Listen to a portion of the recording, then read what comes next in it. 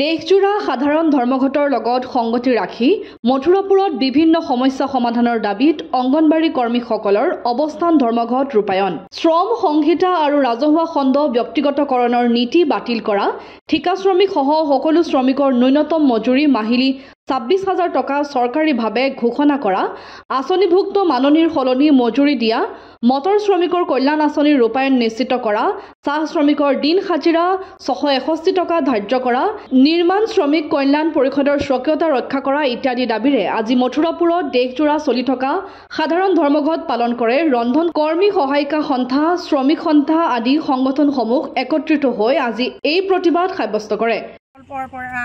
সংহত শিশু উন্নয়ন প্ৰকল্পৰ লাকুৱাৰ পৰা আমি কৰ্মী সহায়িকা সন্থা লগতে আমাৰ ৰন্ধন কৰ্মী আৰু শ্ৰমিক সন্থা, নিৰ্মাণ শ্ৰমিক সন্থা, চাহ মজদুৰ দিন হাজিৰাৰ ৬৬১ টকা ধাৰ্য কৰাৰ কাৰণে আমি আজি ইয়াত সমবেত হৈ ধৰ্মঘট আন্দোলন চলাই আছে। মানে আমাৰ ধৰ্ম কাৰ্যসূচী মানে চলি আছে। সেইকাৰণে আজিও আমি নিজৰ মানে প্ৰাপ্যৰ কাৰণে আজিতো অংগনবাড়ী হিচাপত ধৰক আমি চিঞৰি আছোঁ।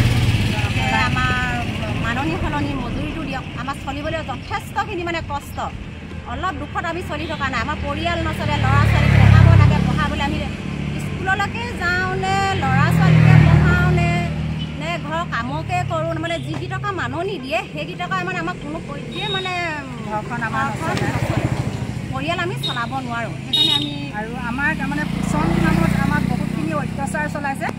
আজি আমাক যিটো মোবাইল দিছে সেইটো মোবাইলৰ এতিয়া যিটো আমাক নতুনকৈ মোবাইল দিছে সেই মোবাইলো আজি আমাৰ যিখিনি কাম আমাৰ কৰিবলগীয়া আছে সেইখিনি ভালকৈ কৰিব পৰা নাই। কাৰণ মোবাইলে আমাৰ হেং মাৰিছে। আজি বেছি দিন হোৱা নাই, ১৫-২০ দিন হৈছে মোবাইলটো। সেই মোবাইলো আমাৰ মানে সঠিকভাৱে কামখিনি কৰিব। প্ৰতিবাদ কৰিয়ে তেওঁলোকৰ সমস্যাসমূহৰ শীঘ্ৰেই সমাধানৰ দাবী জনায়।